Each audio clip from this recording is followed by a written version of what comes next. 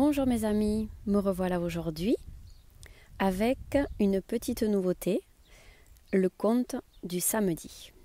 Alors j'ai envie de vous faire partager ma lecture du moment en format audio avec l'énergie de ma voix et de ce qui peut éventuellement être perçu au travers.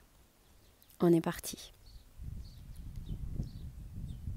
Le conte s'appelle « Le maître des tempêtes ».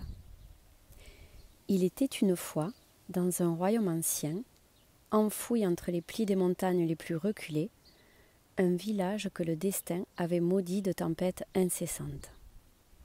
Les vents furieux, comme tirés des quatre coins du monde, y dansaient dans une sarabande destructrice, emportant sur leur passage les récoltes et les rêves des villageois. Au sein de ce tableau de désolation, où l'espérance semblait aussi éphémère que le calme entre deux bourrasques, se dressait une silhouette solitaire au sommet de la montagne la plus haute. C'était le maître Orion, un ermite dont l'esprit était aussi immuable que les étoiles dans le ciel nocturne. Sa sérénité était une énigme que ni les hommes ni les éléments ne pouvaient déchiffrer. Un jeune homme du village, Marcus, animé par une volonté de fer, prit la décision qui changerait le destin de ses pairs. Il s'engagea sur le sentier escarpé menant à l'asile du maître, bien décidé à percer le secret de son imperturbable quiétude. Après maintes épreuves, Marcus se trouva enfin face à Orion, qui méditait devant sa demeure, insensible au vacarme des vents. « Maître Orion, comment pouvez-vous rester si calme alors que nos vies sont ravagées par les caprices célestes ?» interrogea Marcus, le cœur battant l'adagio d'une anxiété contenue. Le maître lui offrit un sourire, comme on offre un trésor, et dans le creux de sa main, ridé par le temps, il présenta à Marcus un petit sac de graines. « Ce sont des graines de la fleur de tempête, » confia-t-il. « Elles t'enseigneront ce que tu cherches à comprendre. » Marcus, bien que confus, saisit le sac et redescendit vers son village. Là, il dispersa les graines, fidèle aux instructions du sage. Avec patience et soin, il veilla sur elles, et sous son regard ébahi, des fleurs d'une robustesse inouïe jaillirent du sol. Ces floraisons, d'une beauté à défier la colère du ciel, ne ployaient ni sous la rafale, ni sous l'orage. Elles se balançaient avec grâce, presque avec gratitude, au rythme de la fureur éolienne. Marcus, intrigué par ce spectacle, gravit de nouveau la montagne pour solliciter la sagesse du maître. Orion, avec la patience de la lune qui éclaire la nuit, lui expliqua que ces fleurs étaient nées de la tempête pour la tempête. Elle n'avait pas peur, car elle s'était préparée à l'accueillir. L'éclair de compréhension frappa Marcus comme la foudre.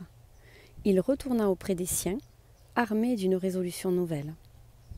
Sous sa direction, les villageois changèrent leur manière de vivre. Ils bâtirent des maisons capables de défier les vents, des réserves pour faire face à la disette, et par-dessus tout, ils apprirent l'art précieux de la quiétude intérieure. Quand la tempête suivante s'abattit sur eux, ces griffes ne trouvèrent que résistance et préparation. Le village résista, non seulement de corps mais d'esprit, et quand le ciel se calma, la vie reprit, plus résiliente et soudée que jamais.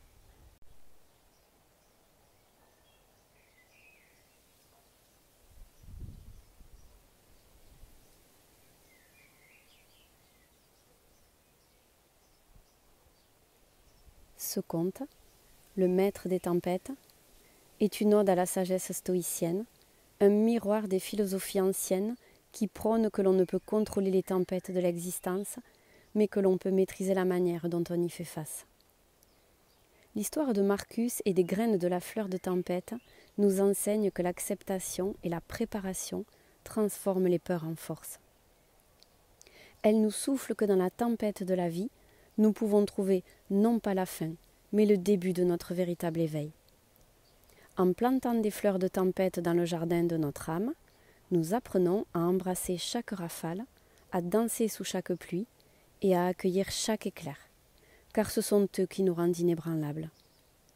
Ainsi s'achève le conte de Le maître des tempêtes, une parabole sur la résilience de l'esprit humain et la beauté inhérente à notre capacité de surmonter l'adversité avec grâce et courage.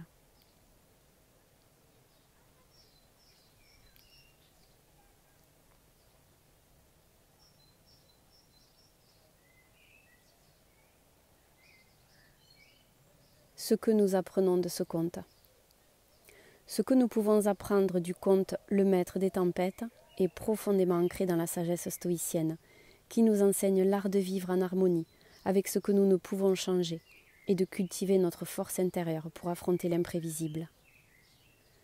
Accepter l'inacceptable. Le stoïcisme nous apprend à distinguer ce qui est en notre pouvoir et ce qui ne l'est pas. Les tempêtes, métaphores des épreuves de la vie, sont hors de notre contrôle. La sagesse stoïcienne nous incite à accepter cette réalité, non pas avec résignation, mais avec la tranquillité d'esprit du Maître Orion. Cette acceptation n'est pas une faiblesse, mais une source de libération. Préparation et adaptabilité. Le conte illustre l'importance de la préparation. Marcus et les villageois n'ont pas tenté de stopper les tempêtes, mais ont appris à construire des structures et des systèmes qui pourraient résister à leur force. De même, en cultivant des qualités comme la résilience et l'adaptabilité, nous pouvons rester robustes face aux turbulences de l'existence.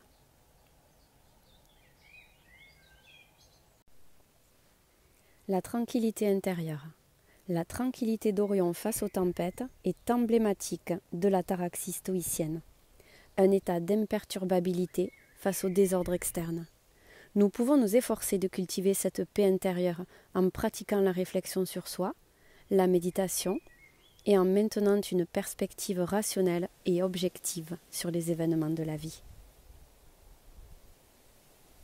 La force de la communauté. Face à l'adversité, les villageois ont appris à s'entraider et à renforcer leurs liens communautaires. Le stoïcisme valorise la vertu sociale, la bienveillance et l'entraide. Le bien-être collectif devient ainsi une forteresse contre les tempêtes du destin. La beauté dans l'adversité.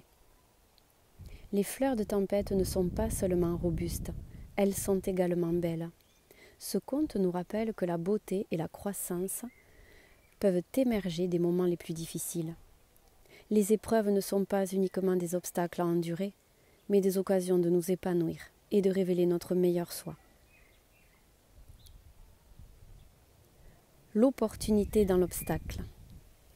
Dans l'esprit du principe du contre-pied stoïcien, chaque obstacle porte en lui la semence d'une opportunité équivalente ou plus grande.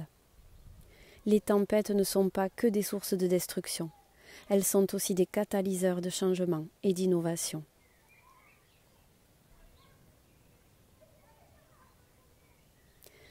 En méditant sur ces leçons, nous pouvons voir le maître des tempêtes non seulement comme un conte de sagesse ancienne, mais aussi comme un guide pour la vie moderne.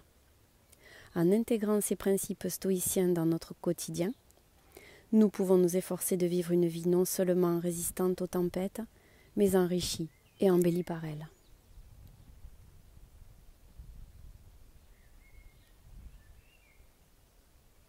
Voilà mes amis, la lecture du conte du samedi est terminée. J'espère que cela vous aura plu, que cela vous a apporté également des éléments de compréhension pour maintenant, pour l'avenir, pour ce qui s'est déjà passé, puisque vous le savez, du point de vue de la conscience, il n'y a pas de dimension temporelle.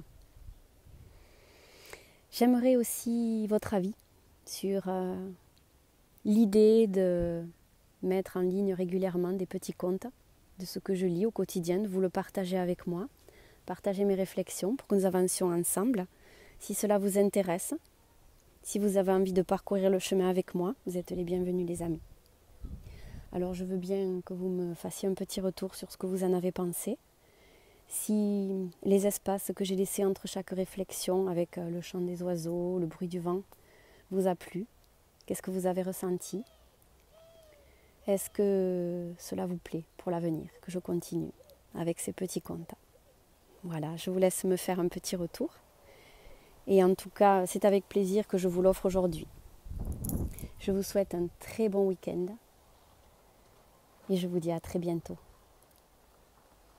Merci pour votre fidélité, merci pour votre confiance et merci pour tout.